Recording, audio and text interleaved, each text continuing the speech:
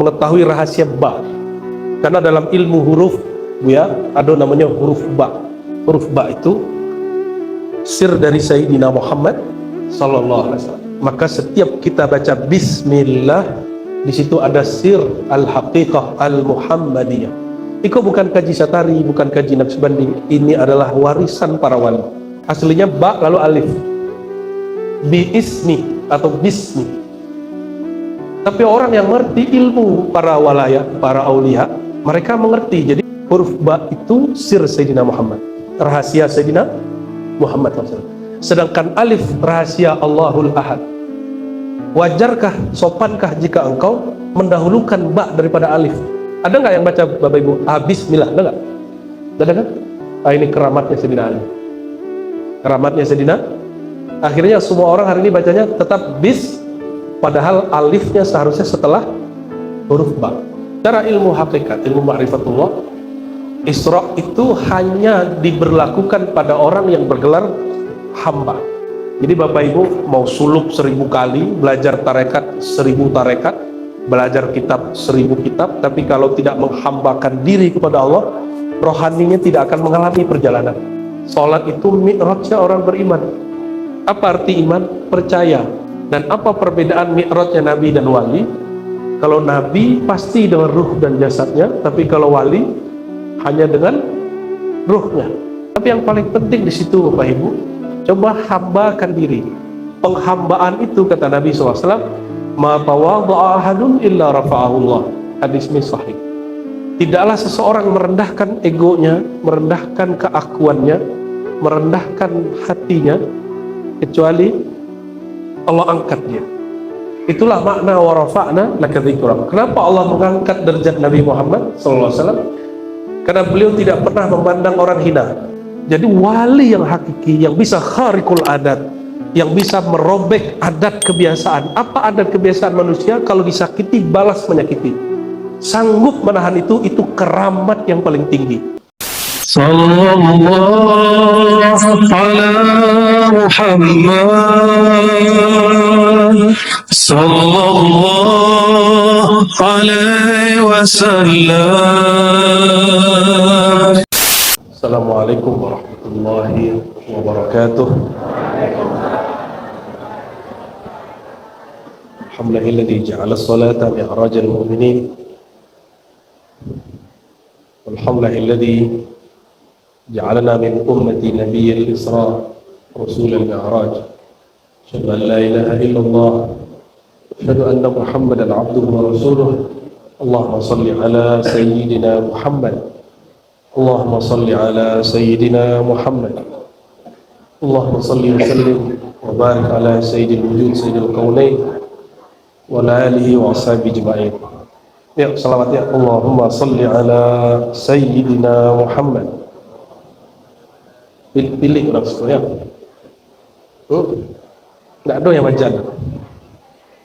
Al-bakhil man zikirtu indahu falam yusalli alayya. Orang paling sampili, paling pikir disebut namaku dia nggak sholat. 3 kali boleh. Kayak orang sholat. Jangan tegang loh Bapak Ibu, awal tegang dulu. Allahumma salli ala Sayyidina Muhammad. Allahumma salli ala Sayyidina Muhammad. Kalau ada anak tidak balas budi kepada ayahnya, itu anak durhaka nggak? Durhaka nggak? Anaknya berkecukupan, ibunya, ayahnya dia biarkan sengsara. Itu orang anak berbakti atau anak tidak tahu diri. Dan orang tua yang paling memikirkan kita bukan orang tua biologis, bukan apa emak waktu, tapi orang tua yang paling memikirkan kita adalah Sayyidina Muhammad SAW. Makanya beliau ketika menggunakan bab hakikat dan perasaannya, beliau mengatakan betul-betul jahil orang disebut namaku tapi dia tidak bersalawat. Nah, sepakat nanti setiap disebut nama Nabi Muhammad sallallahu alaihi wasallam, ya, supaya tidak disebut bakhil. Nanti Bapak Ibu di akhirat di padang mahsyar, di mauqif itu mirip padang Arafah tapi lebih luas. Semua orang mencari Nabi Muhammad SAW. Hatta Nabi Adam mencari Nabi Muhammad. Lalu ketika Bapak Ibu yang tadi nggak mau sholawat itu manggil-manggil Nabi Muhammad SAW, apa jawaban beliau? Lah dulu kan aku disebut, kamu tidak ikut sholawat. Kalau nggak percaya nanti masuk saja Pak Amsarnya. Kita bisa, dan itu sudah terjadi pada beberapa wali Allah yang rohaninya diperjalankan lebih awal. Ya, jadi wali-wali Allah itu kalau Allah mau, Allah perjalankan dirinya sampai ke masa depan. Kalau orang-orang hari ini nyebutnya alam paralel. Jadi apa yang terjadi di sini terjadi di sana. Jadi mulai malam ini dan sampilik kikir bersalawat. Sepakat? Sebanyak itu nikmat di negeri Simaraso. Jorong apa namanya juga? Jorong Simaraso. Negeri Simaraso. Ambil sedoyo. Gunungnya rancak, padinya hijau, tanahnya subur, air melimpah. Semua itu kata Nabi SAW itu berkat nurku. Maka Sayyidina Syekh Abdul Qadir Jilani mengatakan al-alam minni wa ana min Allah. Beliau mengatakan aku mendengar rohani Rasulullah SAW bersabda, alam itu tercipta karena aku. Min di situ min sababiyah, karena aku. Boleh juga min ibtida, berasal dari aku. Wa ana min nurillah, sedangkan aku dari nur Allah Subhanahu wa ta'ala. Puji syukur kepada Allah Subhanahu wa ta'ala. Alhamdulillah yang kita agendakan Allah tunaikan malam ini. Alhamdulillah. Semoga Allah menambah-nambah nikmat rasa indah bertuhan, nikmat beribadah, nikmat ngaji. Ilmu itu makanannya sir. Bapak Ibu ini punya sir nggak? Tahu arti sir nggak? Apa arti sir? Tempat Allah menyimpan rahasia di dalam diri, itu namanya sir. Dan Allah itu hanya menyimpan rahasia bernama ilmu, makrifat. Dan saya berbaik sangka yang datang malam ini tidak sholawat bukan karena pelit, tapi justru datang karena sirnya haus ingin belajar makrifat. Alhamdulillahirabbil. Ya, kami dulu kecil-kecil gini Bapak Ibu, segadang-gadang adik-adik waktu anak-anak. Dulu kami umur 9 tahun mendengarkan kajian hikam. Setiap minggu ada buya yang datang. Buya yang datang dah kayak siku. Buya Hasan Basri Piladang. Itu rutin sebulan 2 kali. Lalu yang satu lagi Abu Ya Nu'man Basri. Jadi gilir terus. Itu umur 9. Umur 11, karena kami dulu kalau ngaji itu nanti anak-anak ini tiba-tiba tidur Pak, nggak apa-apa. Ya, anak-anak ini tiba-tiba ngaji terus tidur. Ternyata dalam ilmu psikologi, kalau ada orang lagi kuliah, lagi belajar, lalu dia tertidur, matanya tidak aktif, telinganya sedang aktif. Semoga ini dapat membuat anak-anak kita punya memori. Setiap mi'raj masjid rami. Amin. Ada salawat ya. Mana yang salawat tadi udah kabur? Udah ada kabur ya, lumayan lah. Nah, Bapak Ibu yang bukan Allah, puji syukur ini tidak sempurna kecuali kita bersalawat kepada Nabi Muhammad sallallahu alaihi wasallam. Yang sering kami ulang, jika ada orang menghujat Nabi Muhammad itu namanya apa? Muhammad. Apa arti Muhammad? Yang terpuji. Jadi kalau ada orang mencaci Nabi Muhammad berarti apa? Dia tidak paham nama Nabi Muhammad sallallahu alaihi wasallam.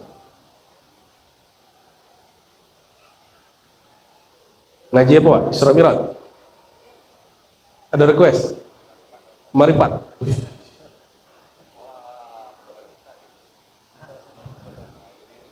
Tunggu jawab Bu ya. Ma'rifatullah yang berkait dengan Mi'raj lah ya. Oke. Mari kita baca suratul Fatihah, kita kirimkan untuk rohani Rasulullah Sallallahu Alaihi Wasallam, dan guru-guru mulia, orang tua, dan diri kita masing-masing. Allah hadiniya wa likulli intin salihah. Al-Fatihah.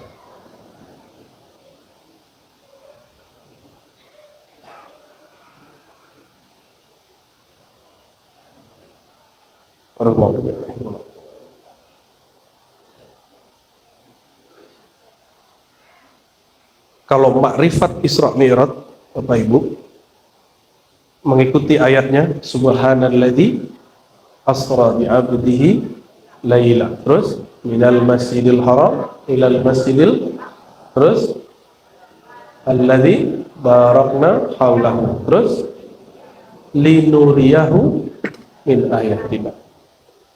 Jadi makrifat Isra dan Mi'raj itu ada beberapa hal. Yang pertama, Mi'raj itu, Isra Mi'raj itu keajaiban Allah. Kalau itu mimpi, maka tidak perlu kalimat subhanallah, itu pertama. Oleh karenanya kita Ahlus Sunnah tidak berdebat apakah Isra Mi'raj dengan jasad atau ruh tanpa jasad. Jawabannya apa? Iya dengan jasad, iya juga dengan ruh.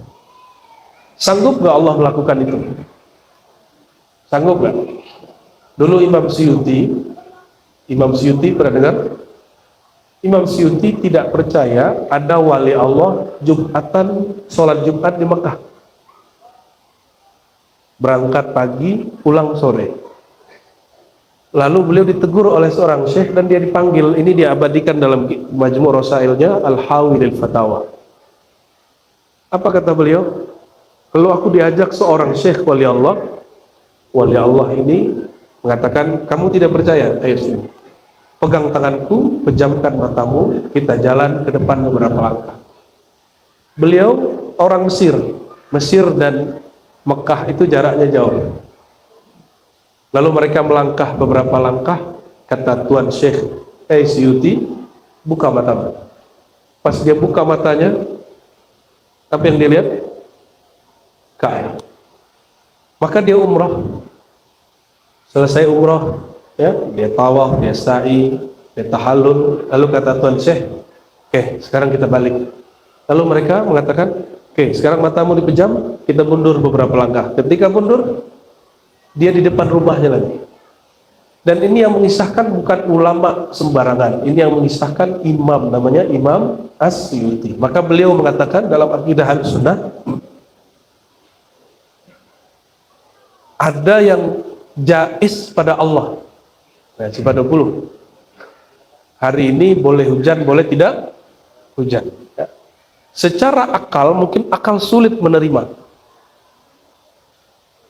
Tapi jika ada nakal yang menyebutkan dan akal kemudian juga tidak menolak, maka itu boleh terjadi. Kira-kira ambo kasih pertanyaan Bapak Ibu, sanggupkah Allah memindahkan kita malam kini dalam sesaat ke Mekah? Sanggup nggak? Ya kira-kira begitu. Jadi jika ada orang tidak percaya dalam Isra Mi'raj dan menganggapnya itu khurafat, ya sudah, itu urusan dia. Berarti dia tidak meyakini Allah sanggup.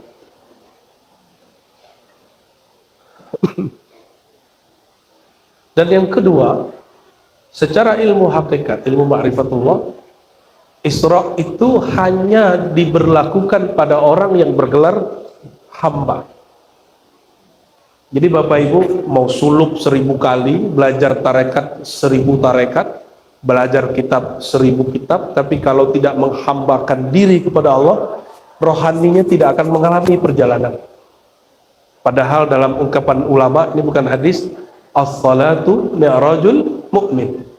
Salat itu mi'rajnya orang beriman. Apa arti iman? Percaya. Dan apa perbedaan mi'rajnya Nabi dan wali? Kalau Nabi pasti dengan ruh dan jasadnya, tapi kalau wali hanya dengan ruhnya. Itu sederhana, kajian yang sangat ringan. Tapi yang paling penting di situ Bapak Ibu, coba hambakan diri. Penghambaan itu kata Nabi SAW, ma tawadha'a ahadun illa rafa'ahullah. Hadis ini sahih. Tidaklah seseorang merendahkan egonya, merendahkan keakuannya, merendahkan hatinya, kecuali Allah angkat dia. Itulah makna wa rafa'na laka dzikrak. Kenapa Allah mengangkat derajat Nabi Muhammad sallallahu alaihi wasallam? Karena beliau tidak pernah memandang orang hina. Rasulullah sallallahu alaihi wasallam dijebak berkali-kali oleh Abu Jahal, Abu Lahab, tapi beliau masih menerima undangannya karena Nabi berpikir selalu positif. Coba Bapak Ibu, kalau disekati orang sekali, ditandai nggak? Ditandai ya? Tuh, Bapak Ibu, ada orang berduto sekali, atau nyemuh hutang sekali tapi tidak bayar, ditandai nggak? Ya, padahal dia apa? Tapi Nabi Muhammad Sallallahu Alaihi Wasallam, ketika ada orang begitu, orang mengkhianati beliau, tetap beliau buka kesempatan. Karena gelar Nabi itu rahmatan lil, jadi Nabi itu tidak ada batasnya rasa sayangnya kepada alam semesta, walaupun di alam itu orang kafir, orang musyrik. Oleh karenanya beliau ketika di Taif, ini kejadian Taif itu sebelum Isra Mi'raj Bapak Ibu. Ini puncak kehambaan beliau. Pulang dari rumah beliau dapat wahyu berangkat ke Taif, maka beliau ajak Abu Bakar berangkat ke Taif. Sampai di Taif bukannya disambut malah dilempar. Tidak hanya dilempar dengan batu, tapi yang paling menyedihkan dilempar dengan kotoran. Kira-kira Bapak Ibu, kita dilempar fitnah sudah nggak tahan Pak ya. Ikut dilempar dengan kotoran kuda, kotoran onta, kotoran domba. Kira-kira Bapak Ibu ini, kira-kira ke Bapak Ibu, kalau dalam keadaan begitu, kan yang berdarah, badan sakit-sakit, tiba-tiba malaikat Jibril datang. Hai Tuhan, maukah engkau aku hancurkan orang yang menghinamu? Kira-kira Pak? Kira-kira Pak? Mau Tuhan, buya.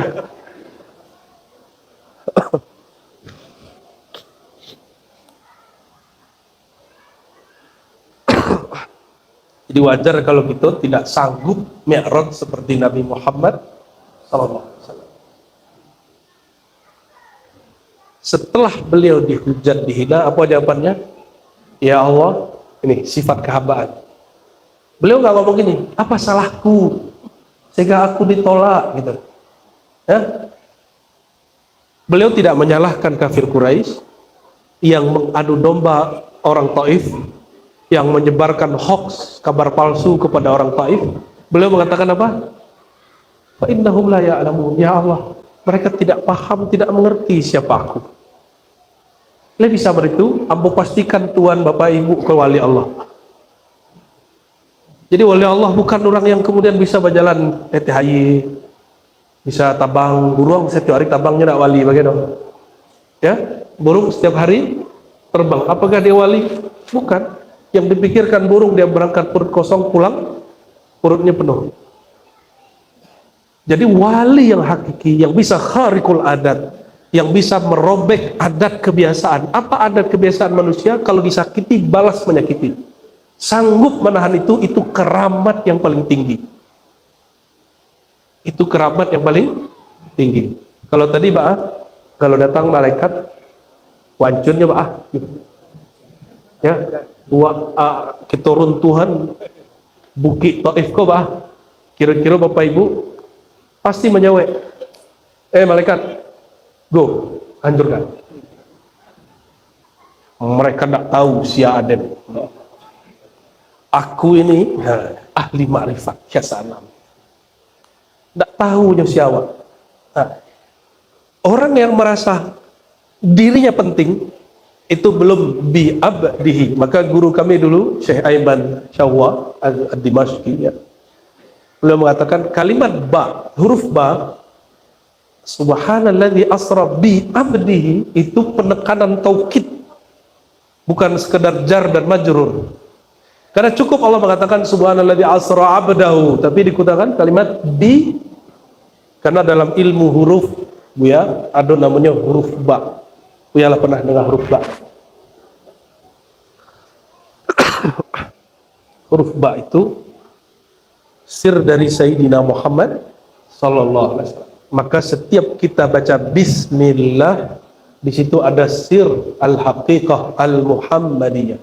Itu bukan kaji Satari, bukan kaji Naqsbandi. Ini adalah warisan para wali. warisan para aulia, dan sanad ilmunya bersumber dari Sayyidina Ali bin Abi Thalib. Jadi ilmu tadi, ilmu apa tadi Bapak Ibu? Mengetahui rahasia ba. Coba bismillah, bisakah dengan biiznillah? Bisa. Tapi bi pasangannya ismi. Apa perbedaan iznillah dengan ismillah? Kalau orang dengan iznillah itu boleh jadi dia istidraj. Apa arti istidraj? Bertambah nikmat, bertambah sesat. Tapi kalau bismillah itu pasti nikmat tanpa ada istidraj.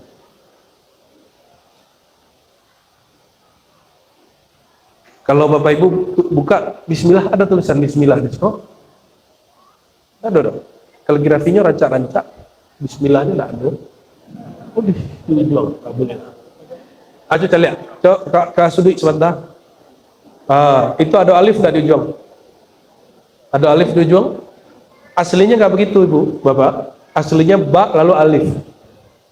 Bi ismi atau bismi. Tapi orang yang mengerti ilmu para walaya, para aulia, mereka mengerti. Jadi dulu Sayyidina Ali mengajarkan kepada Abul Aswad Ad-Duali, apa yang diajarkan? Wahai Ananda, huruf ba itu sir Sayyidina Muhammad, rahasia Sayyidina Muhammad SAW. Sedangkan alif rahasia Allahul Ahad. Wajarkah, sopankah jika engkau mendahulukan ba daripada alif? Ada nggak yang baca Bapak Ibu? Bismillah, ada nggak? Nggak ada kan?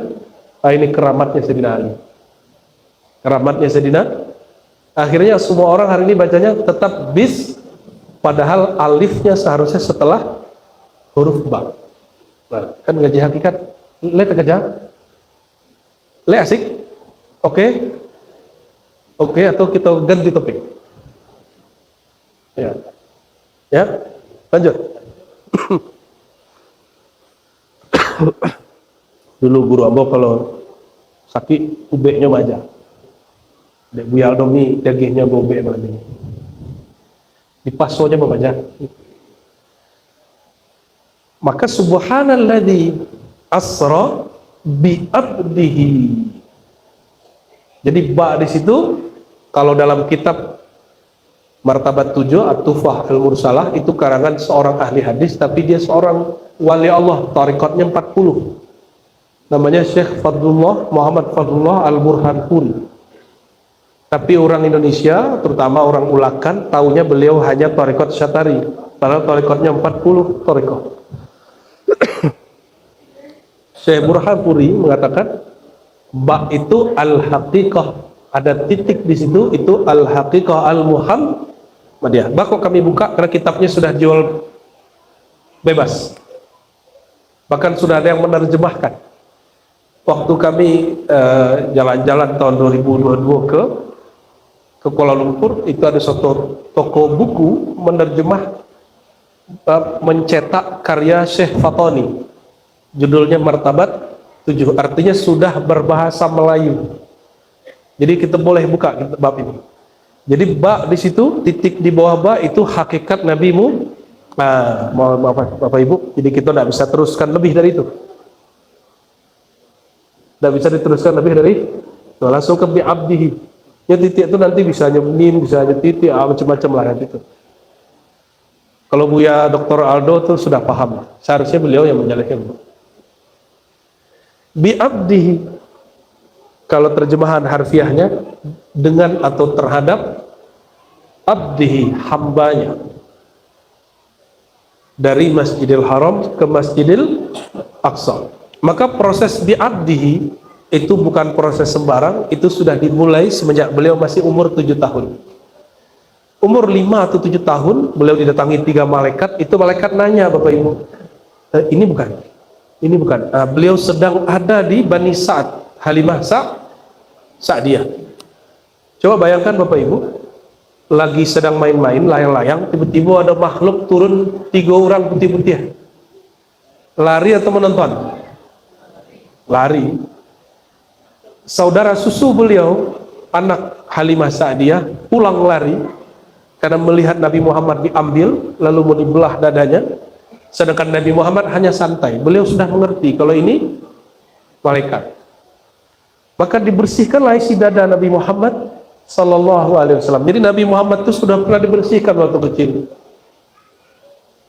Setelah itu baru beliau kemudian dipulangkan oleh Halimah Sa'diyah kepada ibundanya, oleh ibundanya diserahkan kepada Abu Thalib, ya, ke Abdul Muthalib dulu, baru ke Abu Thalib. Oleh Abu Thalib dilakukanlah Isra secara manual. Diajaklah jalan dari Makkah melewati beberapa wilayah sampailah menjelang masuk Palestina. Jadi Nabi Muhammad itu sallallahu alaihi wasallam sebelum umurnya 15 tahun sudah diajak keliling dunia oleh siapa? Sayyidina Abu Thalib. Abu Thalib itu Bapak Ibu orang yang paling berjasa kepada Nabi Muhammad sallallahu alaihi wasallam, menggantikan Abdullah.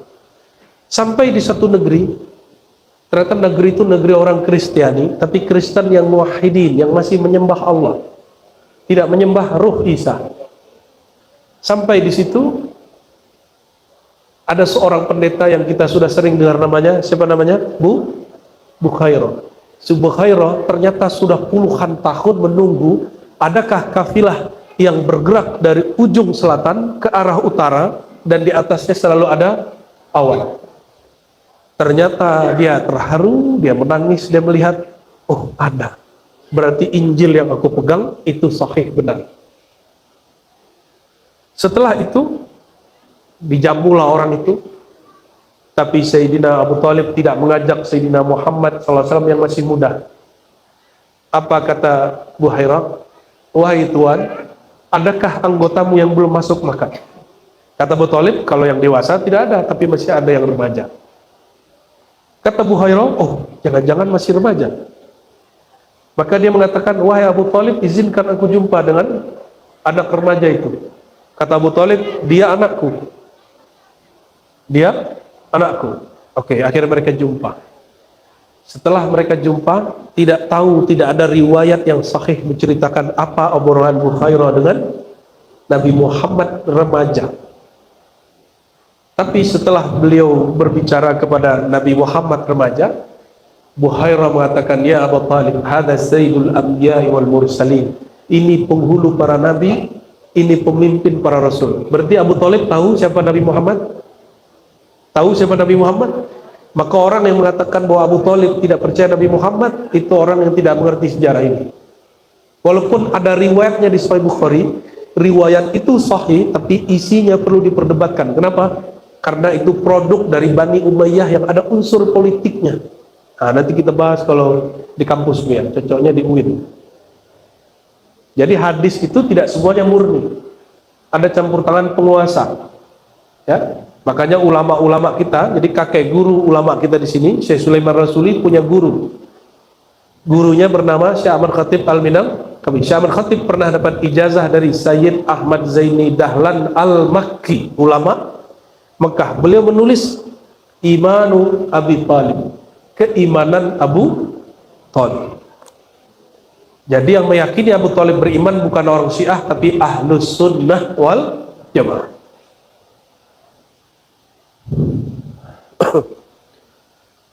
Lalu kata Bukhairah, wahai Abu Thalib, kalau orang ahli kitab tahu siapa remaja ini, sayaqtulunahu, mereka akan membunuhnya.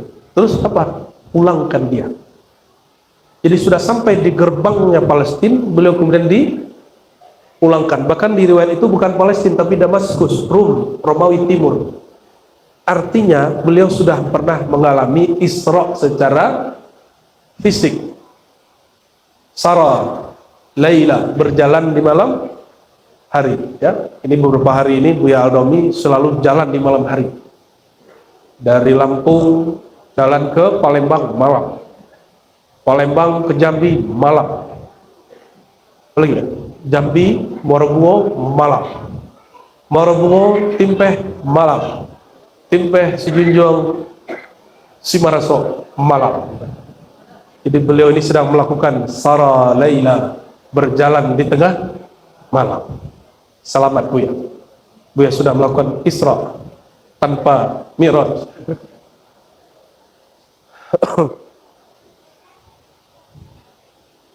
Maka pulanglah Sayyidina Muhammad sallallahu alaihi wasallam. Disitulah beliau kemudian jadi pengembala apa? Kambing domba. Kawan kita sedang asik belajar sunnah ya. Apa katanya? Ustadz, mengembala domba kambing itu sunnah. Kenapa? Nabi Muhammad mengembala kambing. Oh, ternyata kawan semangat hijrah tapi tidak tahu ilmu hijrah.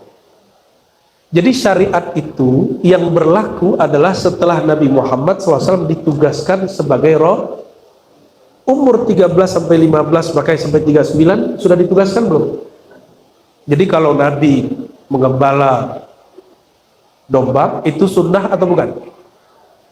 Sunnah atau bukan? Bukan. Itu bukan itu disebut sirah, perjalanan hidup Nabi Muhammad SAW. Jadi apa yang disebut sunnah? Sunnah itu bukan yang dikerjakan berpahala, ditinggalkan nggak apa-apa. Sunnah itu artinya ajaran Allah yang Allah turunkan kepada Nabi Muhammad, tapi tidak ada di Quran. Lafaznya tidak ada di Quran. Nah, kembali ke Sayyidina Muhammad SAW. Jadi beliau yang diperjalankan dari Masjidil Haram ke Masjidil Aqsa, sebelum diperjalankan rohani dan jasadnya sudah pernah diperjalankan secara fisik. Bayangkan Bapak Ibu, Nabi itu kalau jalan itu ada awan nanti. Orang kalau mengalami itu akan gampang gilo atau malah takjub. Alhamdulillah, jangankan gitu Bapak Ibu. Tidak sedikit Ustadz, kawan kami, buya-buya, bahkan pawang hujan, kalau berhasil menghentikan hujan versi mereka, itu kagumnya bukan main ke diri. Tuh, kalau saya yang doa jadi. Nabi Muhammad difasilitasi, ada awan, ada keluar air di tangan, bisa terbang dari Masjidil Haram ke Masjidil Aqsa, dan beliau tidak pernah merasa dirinya hebat, tidak pernah merasa makomnya puncak. Beliau selalu mengatakan, ana abdun min ibadillah, aku hanya hamba Allah. Jika Allah tidak izin, maka tidak terjadi pada diriku. Maka ketika Bapak Ibu, yang gampang kok, coba lihat wajahnya. Wajah Bapak Ibu ini kan pernah gagah, tampan dan cantik, ya tak? Ketika bodoh, ya tak?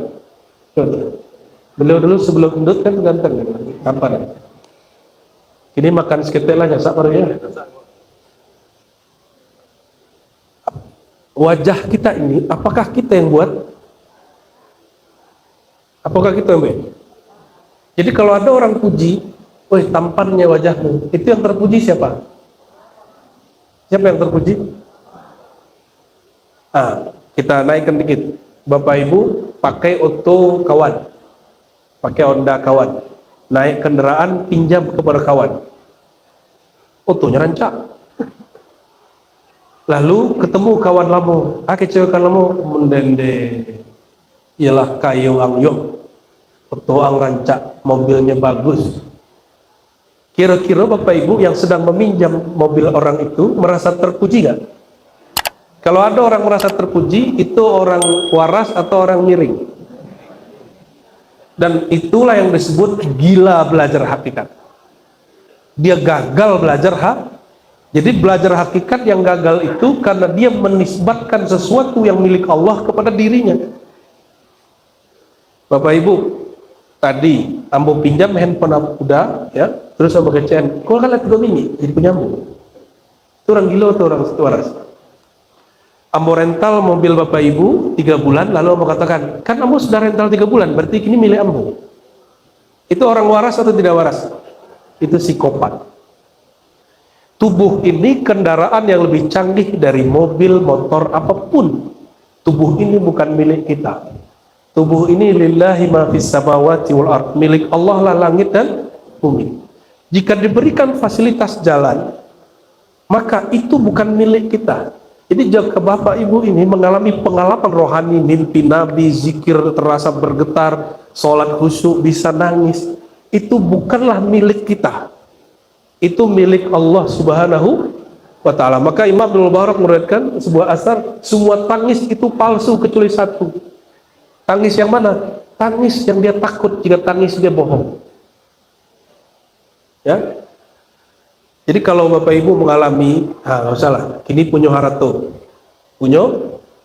kan punya harto di rumah, punya sawah, surenya punya awak, dia punya awak tuh. Kalau punya awak, kenapa ada wajib berzakat? Oh, Ustadz, kan kami yang berusaha. Yang memilih Bapak Ibu tinggal di Sabara Somus ya. Siapa yang memilih Bapak Ibu tinggal di negeri yang subur, airnya melimpah? Siapa? Allah. Karena bumi kau milik Allah. Maka jika Bapak Ibu berpindah ke setempat atau diperjalankan oleh Allah, tidak elok mengatakan ini pengalaman rohaniku, ini adalah milik aku, ini adalah aku. Inilah rahasia bi abdihi, ya. Allah perjalankan si hamba ini tidak lagi merasa alim, tidak lagi merasa dia hebat, tidak lagi merasa dirinya orang ahlu sunnah, tidak lagi merasa dirinya orang pesuluk, apalagi merasa mursyid Bapak Ibu, ya. Dulu guru kami waktu kami hendak bersuluk, apa kata beliau? Jangan sebut dirimu orang suluk, sebut dirimu adalah hewan liar yang sedang dididik oleh tuannya. Itu pituah guru. Ternyata kita baca teks kitab imam-imam terdahulu, ada teks itu Bapak Ibu. Maksud kami menyebutkan ini, Sayyidina Muhammad SAW, beliau tidak menyebut Isra Mi'rajnya sebagai milik beliau, sebagai makom beliau. Jadi yang merasa punya makom tinggi, kami beberapa hari ini ketemu banyak orang Bapak Ibu. Itu mulai dari orang yang merasa makomnya tinggi, mulai daripada orang yang merasa dirinya sudah level wali. Itu banyak, dan kita jadi malu. Akhirnya kita diam saja. Ya, wa fi anfusikum afala tubsirun, di dalam dirimu apakah kau tidak memandang? Lalu secara ilmu ma'rifatullah, apa yang dimaksud Al-Masjidil Haram? Apa yang dimaksud Al-Masjidil Aqsa? Al-Masjidil Haram ditinggalkan oleh Nabi Muhammad SAW. Ditinggalkan oleh Nabi Muhammad dalam ilmu ma'rifatullah, tinggalkan yang haram, berangkatlah kepada kesucian. Maka Al-Masjid Al-Aqsa, nama lainnya adalah Al-Bait Al-Maqdis, yang sering kami hikayatkan, mungkin sudah sering dengar saya mengisahkan. Nabi Muhammad SAW ketika diterbangkan dengan buruknya tidak kenal beliau, lalu buruknya dikasih tahu Jibril, lalu buruknya kemudian keringat dingin, terbang pertama kali sampai di Yathrib, lalu sholat di situ, lalu terbang kedua di Sinai, dan beliau melihat Sayyidina Musa sholat di dalam kubur, lalu ada riwayat ke Bethlehem, baru terakhir ke Al-Masjidil Aqsa. Di Al-Masjidil Aqsa, bayangkan Bapak Ibu, Nabi Muhammad itu baru lahir tahun 500-an, benar gak? Tapi beliau memimpin sholat para arwah, memimpin sholat para. Ini dalil, tidak mesti orang yang datang belakangan makomnya lebih rendah dari orang yang datang terdahulu. Kalau dalam ilmu hadis disebutkan rubba muballagin au amis sami. Bisa jadi orang-orang yang dia murid, dia lebih mengerti daripada gurunya. Maka dalam hadis Nabi SAW dikatakan, aku rindu kepada saudaraku. Lalu para sahabat bertanya, ya Rasulullah, alasna bi ikhwan, bukankah kami saudara engkau ya Rasulullah? Mungkin pernah dengar hadisnya. Lalu Sayyidina Muhammad SAW mengatakan, antum ashabi, kalian sahabatku, jumpa aku, percaya aku. Disebut sahabat. Maka Bapak Ibu kalau mimpi jumpa Rasulullah, itu bukan sahabat, itu bukan sahabat, ya. Lalu kata beliau, ikhwani, saudaraku adalah orang-orang yang datang setelahku, percaya kepadaku, percaya dengan pengalaman-pengalaman yang Allah perjalankan padaku, walam yarawni, tapi tidak pernah jumpa dengan aku. Nah, semoga yang hadir malam ini termasuk saudara Rasulullah Sallallahu Alaihi. Kira-kira nanti kalau ketemu Rasulullah berani nggak panggil ya akhi, saudara gitu, berani nggak? Berani nggak? Rasulullah saking tawaduknya, beliau menyebut kita saudara. Tapi adab kita kepada Rasulullah, kita sebut apa? Wahai Rasulullah, kami umatmu. Punya orang tua yang sudah meninggal, Aduh, waktu meninggal apa yang dibacanya? Ada yang baca tanah, ya. Ada yang nggak bisa baca karena stroke. Ada yang baca la ilaha. Yang memikirkan umat cuma Nabi Muhammad SAW. Apa kata Nabi? Ummati, ummati. Nabi tidak mikirin dirinya. Nabi hanya memikirkan. Ini Bapak Ibu. Jadi kalau baca Sallallahu Alaihi Muhammad, itikadkan kita sedang mendengar Nabi memanggil kita, wahai umatku. Barulah terasa hadirnya Rasulullah Sallallahu Alaihi Wasallam.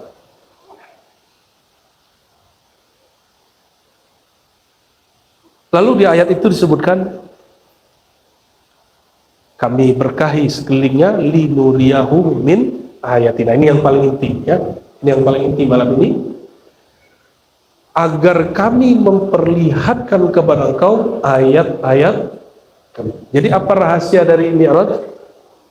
Memperlihatkan ayat-ayat kami. Apa ayat-ayat Allah itu? Salah satu ayat Allah itu bukan, nggak usah jauh-jauh orang menikah ayat Allah, tapi ayatnya lebih besar. Ketika Nabi di Al-Masjidil Aqsa, beliau disajikan ada air khamar, ada air, ya, kata beliau, aku disuruh memilih ma bainal laban wal khamar. Lalu beliau mengatakan, aku memilih laban, susu, bukan khamar. Kata Sayyidina Jibril, semoga Allah memberkahimu. Engkau telah memilih sesuatu yang benar untuk umatmu. Ini juga jawaban. Mungkin dulu para nabi-nabi terdahulu tidak memilih susu itu.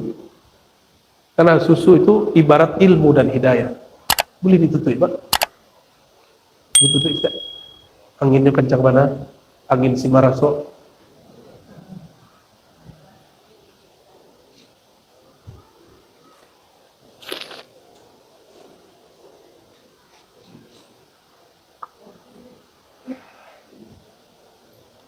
Ayat Allah itu ada ayat yang disebut ayat khariji. Ini bukan versi tafsir biasa. Kalau ayat tafsir biasa, ayat kauniyah, ayat kauniyah dan kalamiyah. Ya. Ayat kaun, alam, dan ayat alam dan kalam. Itu versi kebanyakan ahli tafsir. Tapi ada ayat yang dalam artian yang lain. Ayat yang dimaksud adalah ayat kharijiyah dan ayat dakhiliyah atau zahiriyah dan batiniyah. Ada ayat yang zahir, ada ayat yang batin. Apa yang zahir? Nabi diperlihatkan nasib umatnya. Dan apa yang batin? Nabi diperjumpakan dengan Allah Subhanahu wa ta'ala. Adakah makom yang lebih tinggi dari jumpa dengan Allah? Kalau orang belajar zikir, Bapak Ibu, kebanyakan dia senang jumpa dengan arwah-arwah silsilah. Bahkan dia berharap berjumpa dengan arwah para silsilah. Tapi kami sampaikan, orang yang betul cinta kepada Nabi, rindu kepada Nabi dalam keadaan sadar, itu lebih tinggi makomnya daripada orang yang mimpi jumpa Nabi Muhammad sallallahu alaihi wasallam. Lain pernah bersalawat rindu, Bapak Ibu? Elun lah. Elun ya? Pernah nggak lagi salawat? Bukan karena suaranya merdu, tapi karena ada kerinduan kepada Rasulullah SAW, lalu kita nangis. Elun lah. Apa sebabnya? Karena bakhil? Bukan. Karena tidak mengenal siapa yang dirindu. Kata kece orang lama apa? Jika tak kenal, tak sayang. Jika dia tidak kenal sehingga tidak sayang, apalagi rindu. Oleh karena itu, belajar tentang perjalanan hidup Nabi itu hukumnya wajib. Atas dasar itulah diadakan peringatan Isra dan jadi Isra Mi'raj itu bukan bid'ah. Isra Mi'raj itu mengenang Nabi per peristiwa. Nabi lahir disebut Maulid. Nabi hijrah Muharram disebut sirah waktu Nabi hijrah. Apa lagi? Nabi Mi'raj disebut Nabi Mi'raj, Isra dan Mi'raj. Bagian terakhir Bapak Ibu. Sayyidina Muhammad sallallahu alaihi wasallam secara ma'rifatullah, beliau dekat gak dengan Allah? Beliau dekat gak dengan Allah? Lalu untuk apa beliau diperjalankan ke Arsy? Arsy itu tempat Allah atau tempat Nabi Muhammad? Eh? Apakah Allah bertempat di aras? Kok tahu? Pernah ke sana? Pernah ke situ, Bu? Pernah Bu ya ke situ ya? Nah, pernah ke aras nggak? Jangankan ke aras, langit satu pun mungkin belum, ya kan? Artinya apa? Pengkhabaran tentang aras itu mesti pengkhabaran langsung dari pelakunya. Yang pernah menembus aras Sayyidina Muhammad SAW, dan beliau menghikayatkan aras itu apa. Nah, di Quran dikatakan Ar-Rahman alal arsis tawa, yang maha kasih bersemayam di atas aras. Berarti yang maha kasih bersemayam itu terjemahan biasa. Istawa dalam bahasa lain itu artinya yang maha kasih, kasihnya merata. Alal arsis tawa, merata dari arasnya. Aras itu Bapak Ibu singgasana Allah, meliputi alam semesta. Dan yang disebut rahmatan lil alamin itu Allah atau Nabi Muhammad. Wa ma arsalnaka, tidak kami utus engkau kecuali rahmat bagi alam semesta. Rahmat itu sifat Nabi, maka salah satu nama Nabi adalah Rahman dan Rahim. Bid'ah nggak menyebut nama Nabi Rahman dan Rahim? Bismillahirrahmanirrahim, nama Allah, nama Nabi. Nama, nah coba lihat, ada di surat At-Taubah 2 ayat terakhir, wabil mu'minina raufur rahim. Nabi Muhammad terhadap orang beriman sangatlah rauf, sangatlah rahim. Maka rauf rahim boleh disifatkan, disebut sebagai nama Allah, boleh juga disebut sebagai nama ya. Nah, apa beda rahim dengan rahman? Rahim itu hanya menyayangi khusus wali-wali Allah, kekasih-kekasih Allah. Kalau rahman, orang kafir ada yang kaya nggak Bapak Ibu? Kebanyakan yang kaya hari ini orang yang non muslim atau muslim. Nah, itu disebut rahman yang Allah. Disebut apa? Maka yang beristawa di aras itu Allah, tapi melalui sirnya Sayyidina Muhammad SAW. Karena Allah Ar-Rahman, sirnya adalah Nabi Muhammad. Jadi Nabi Muhammad itu rohaninya senantiasa di aras. Karena rohani beliau meliputi semua alam semesta, dan itu mesti singgasana. Oleh karenanya Imam Ghazali mengatakan qalbul mu'min arsyullah. Ini bukan ajaran baru, ini ajaran Imam Ghazali. Qalbu orang beriman arasnya Allah, istananya Allah. Al-mu'min di situ bukan itu saja, tapi yang dimaksud adalah Nabi Muhammad sallallahu alaihi. Jadi karena Nabi itu kolbunya aras Allah, jadi sayang kepada makhluk itu lewat kolbu atau lewat pikiran. Itulah puncak dari Mi'raj. Ketika beliau turun, dia berilah, karena tidak semua orang merasakan Mi'raj, diberilah metode cara thariqah supaya berjumpa dengan Allah tanpa Mi'raj. Caranya apa? Namanya bi'abdihi, menghambakan diri. Dan penghambaan diri paling tinggi yang Nabi terima waktu Mi'raj apa? Perintah salat. Berapa kali perintah salatnya? 50 kali. Jadi maksud kita Bapak Ibu, paham atau tidak paham ya? Semoga paham Bapak Ibu, karena saya lihat nggak banyak juga yang tidur, berarti lagi loading. Bi'abdihi itu ciri khasnya sujud. Jadi ketika Nabi Muhammad SAW naik, beliau ada melihat malaikat, ada yang takbir, ada yang lagi baca Fatihah, ada yang lagi baca Quran, ada yang ruku, ada yang sujud. Tapi yang lengkap dari awal sampai akhir itu cuma manusia Bapak Ibu.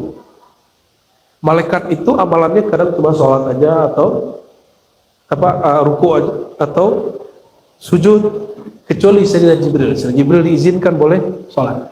Coba perhatiin, ini sering kami sampaikan. Ketika Sayyidina Muhammad SAW menaiki tangga aras, Jibril alaihissalam ikut atau tidak ikut? Apa kata Jibril? Apa kata Jibril? Itu kaji itu Buya. Apa kata Jibril? Ada di Sahih Bukhari Muslim. Hadisnya sahih, bukan di kitab tasawuf, di kitab hadis. Kata beliau, wahai Muhammad, jika aku melangkah selangkah saja, khutwah wahidah, taraktu, niscaya aku hancur terbakar. Sayyidina Jibril, malaikat tertinggi, tercipta dari cahaya, ketika menaiki aras terbakar, maka beliau tidak bertani. Pertanyaan, yang ngajak siapa? Apa kata? Siapa yang ngajak? Yang ngajak naik siapa? Kata Nabi Muhammad, wahai Jibril, kemarilah. Yang ngajak siapa? Jibril masih ada keakuannya sebagai malaikat. Itu disebut hijab nuraniyah, hijab cahaya. Sudah benar, tapi kurang benar. Untuk tahapan taraf malaikat itu sudah hebat. Hanya Jibril yang diizinkan sampai ke tangga aras, ya, tidak sampai naik ke tangga, tapi di bawah tangga aras. Kira-kira nih Bapak Ibu, kan di Quran atiullah wa atiullah wa ada dua, ya, ada yang diulang atiullah wa atiur rasul, ada yang tidak. Taatlah kepada Allah dan Rasul. Rasul itu siapa? Seandainya Jibril patuh kepada Nabi Muhammad, kira-kira dia terbakar nggak, Boy? Hah? Enggak, ya? Tapi Jibril masih sibuk memandang dirinya yang tercipta dari cahaya, cahayanya tidak lebih kuat dari cahaya aras. Karena dia sibuk memandang dirinya, itulah asbab Sayyidina Jibril tidak ikut bermi'raj ke atas aras. Seandainya Nabi Muhammad mengatakan, Jibril sini, itu kira-kira selamat gak Jibril? Selamat gak? Selamat? Sayangnya Jibril tidak punya hak untuk naik ke aras. Boleh paham? Nah, itulah yang paling penting dari kisah Isra Mi'raj. Jadi Bapak Ibu, kalau berguru, percayalah kepada guru. Yang guru Jibril pada Nabi Muhammad, ya, yang guru Jibril pada Nabi Muhammad. Ya biasanya ngaji kan galak-galak, saya ini ngaji begitu, ada, tidak ada. Kamu berpikir Bapak Ibu ini cerdas-cerdas, jadi tidak usah kemudian selalu dihibur dengan stand up komedi. Stand up komedi tonton YouTube. Kalau ngaji ke masjid kita bahas Allah, kita serius bertuhan. Jadi kata guru kami, berdasarkan ayat innamal hayatud dunya la'ibun wa lahwun, dunia itu hanyalah main-main. Engkau kalau mau serius, seriuslah bahas Tuhan, seriuslah bahas hubunganmu kepada Allah Subhanahu wa ta'ala. Nah, pernah nggak terpikir itu selama itu? Seandainya Jibril patuh, dia terbakar atau tidak? Kan Nabi Muhammad punya jubah, cukup diapit oleh beliau, terbang. Di kampung kami itu, di Sekoton Nampe, Bapak Ibu, ada orang dabui. Oh, dabui itu tarekat, bukan kebatinan. Yang pentingnya salaman ya guru, tidak lucu aja. Baru salaman, apalagi dipegang oleh Sayyidina Jibril, Sayyidina Muhammad Sallallahu Alaihi Wasallam. Disitulah kalau ada orang tanya, manakah yang lebih tinggi, Nabi Muhammad atau Jibril? Jawabannya Nabimu. Karena Jibril tidak diizinkan mi'raj ke aras, dia hanya mi'raj sampai Sidratul Muntaha, sedangkan Nabi Muhammad tembus kepada aras Allah Subhanahu wa ta'ala. Dan penutup dari kami, sholat itu bukan beban, sholat itu adalah kenangan. Jadi di setiap diri kita itu ada nur Nabi Muhammad SAW. Nur itu punya memori ingat kepada Allah. Nur itu punya memori mi'raj, karena ada nur Nabi Muhammad dalam diri. Oleh karena itu, ungkapan as-salatu mi'rajul mu'minin, salat itu mi'raj orang beriman, pelajarilah cara salat yang seperti itu. Ya, pelajari cara salat seperti itu. Jadikan salat kita mengenang Allah. Mengenang masa lalu indah atau tidak? Sampai jadi nama kopi kenangan ya. Tak ada di Bukit Tinggi dong. Tak ada bid'ah ya. Mengenang masa lalu, mengenang orang terdahulu. Udah aku punya istri, nyu cerita bantannya berkali-kali nak. Tidak bosan-bosan ya kan? Atau mantannya kayak udah sih. Suami istri itu kalau cerita, kadang udah cerita 100 kali. Itu kayak itu saya. Tapi sebagai orang yang sayang, membantu pasangan kita kemudian mengenang, oh itulah cinta sejati. Jadi mengenang itu sesuatu yang indah. Oleh karenanya disebutkan oleh Imam Rufailah, as-salatu mahallul munajah. Salat itu kenapa disebut mi'raj? Karena di dalamnya ada tempat kita bermanja-manja dengan kekasih sejati Allah Subhanahu wa ta'ala. Barangkali itu Bapak Ibu. Ini jamnya benar ya? Sahih ya? Allah tuh. Halas tuh ya. Ya, ada tanya jawab. Dinginnya risiko. Iya. Tapi orang Sikon ada yang pakai jaket depan, terus burangnya. Iya. Dia biasa ya. Lah, ada pertanyaan. Betul Bu ya? Ya.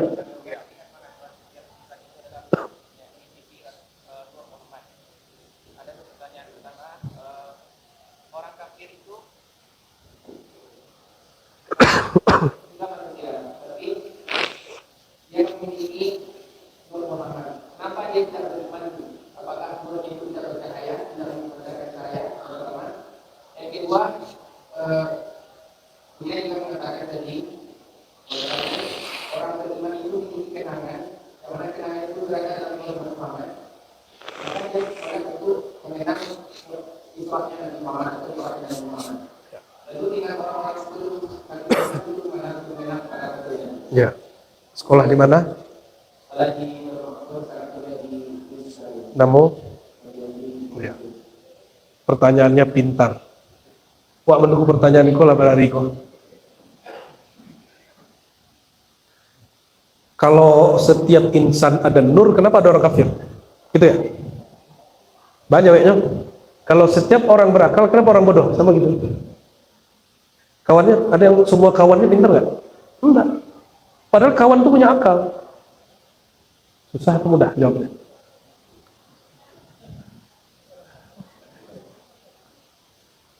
Ulang lihat. Aku belajar mantik kok, belajar mantik.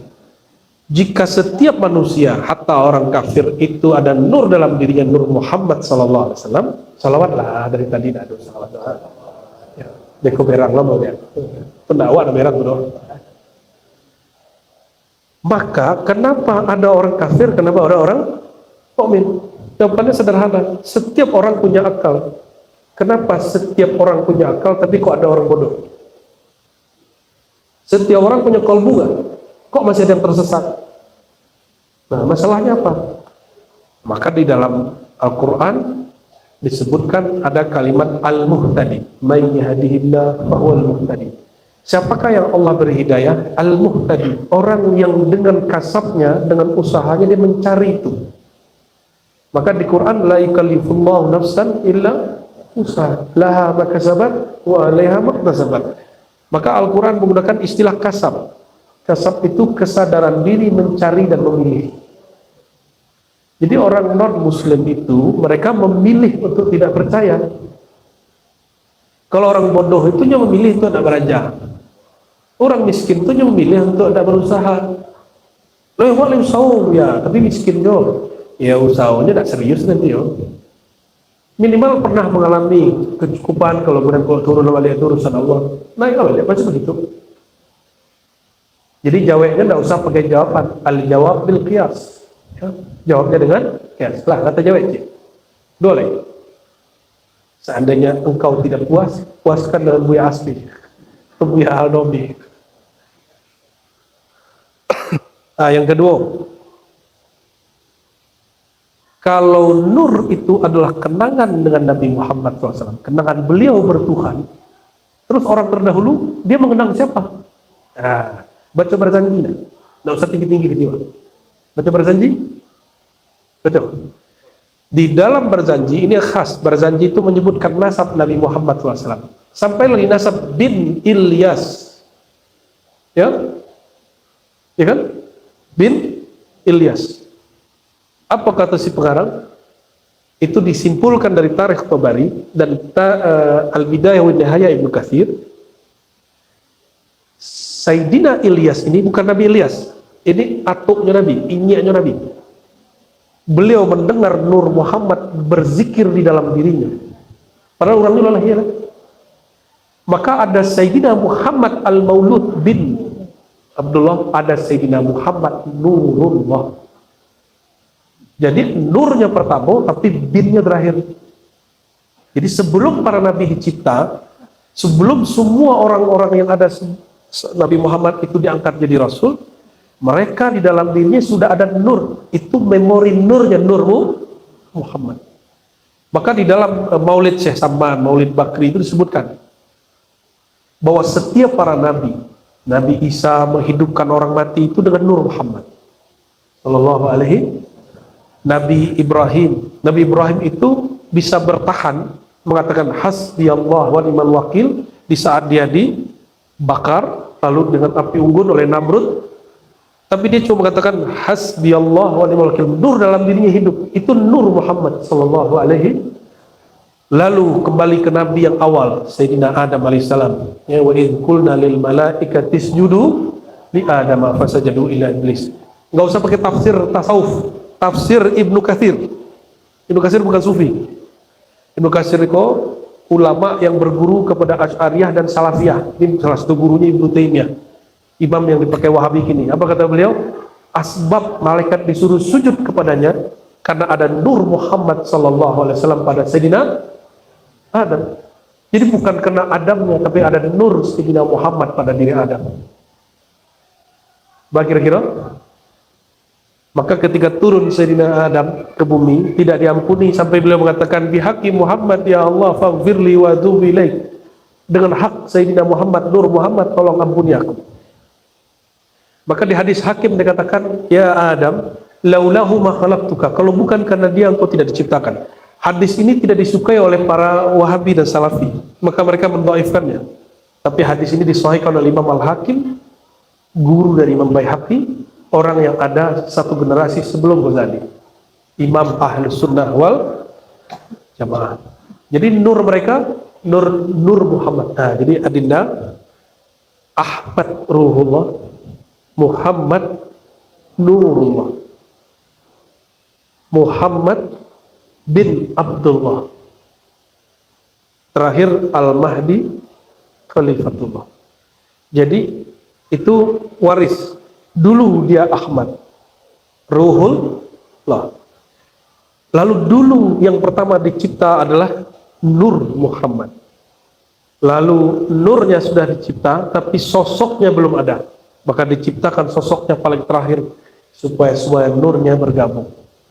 Nah, terakhir beliau mengatakan di akhir zaman ada khalifah yang manhajnya manhaj aku, ismuhu ismi, namanya namaku, dia keturunan aku.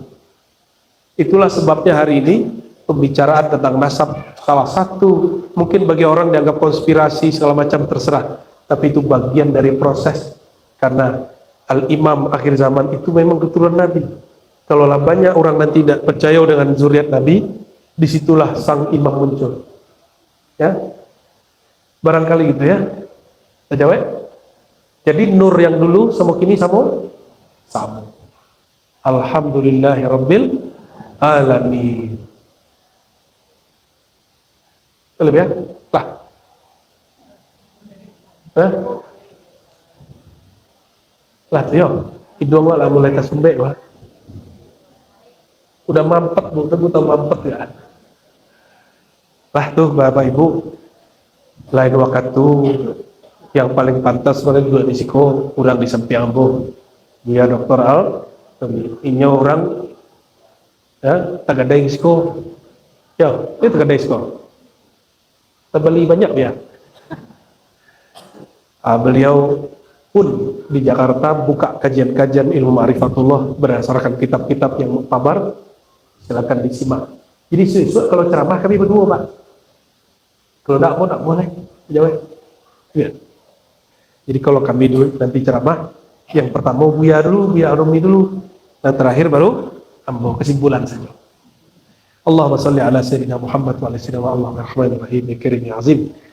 Ya man asra bi 'abdihi laila minal masjidil haram ilal masjidil aqsa. Ya Allah yang memperjalankan Sayyidina Muhammad SAW dari Masjidil Haram ke Masjidil Aqsa. Perjalankan diri kami ya Allah dari kesyirikan kepada tauhid. Perjalankan diri kami ya Allah dari keakuan kepada kehambaan. Izinkan kami jalan dan riba ya Allah dari iri dengki kepada berbaik sangka, dari durhaka kemudian menjadi taat, dari hati yang keras menjadi hati yang lembut, dari karakter sifat pemarah menjadi sifat yang penyayang dan penyabar. Ya Allah ya Qarib, ya man huwa qaribun minal muhsinin. Ya Allah yang mengatakan bahwa dirinya sangat dekat kepada orang yang muhsin. Ya Allah, jadikan kami orang-orang yang muhsinin, orang-orang yang mendapatkan ihsan daripada Engkau. Mereka yang menyembah Engkau seakan bertatap muka dengan Engkau, menyembah Engkau seakan-akan berbicara dengan Engkau. Allahumma ya Allah ya muqallibal qulub tsabbit qulubana ala dinika wa ta'atik wa 'inna ala dzikrika wa syukrika wa husni ibadatik. Rabbana atina fid dunya hasanah wa fil akhirati hasanah wa qina adzabannar walhamdulillahi rabbil alamin. Inna Allah malaikatahu yusalluna 'alan nabi ya ayyuhalladzina amanu sallu 'alaihi wa sallimu taslima. Labbaik Allahumma salli wa sallim wa barik alaihi. Ya salat bersama.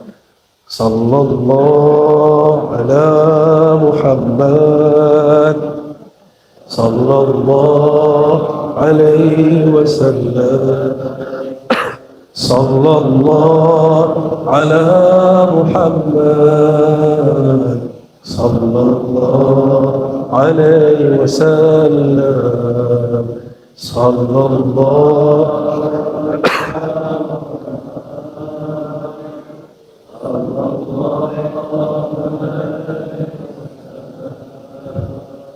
sallallahu ala Muhammad sallallahu alaihi wasallam. Al-Fatihah.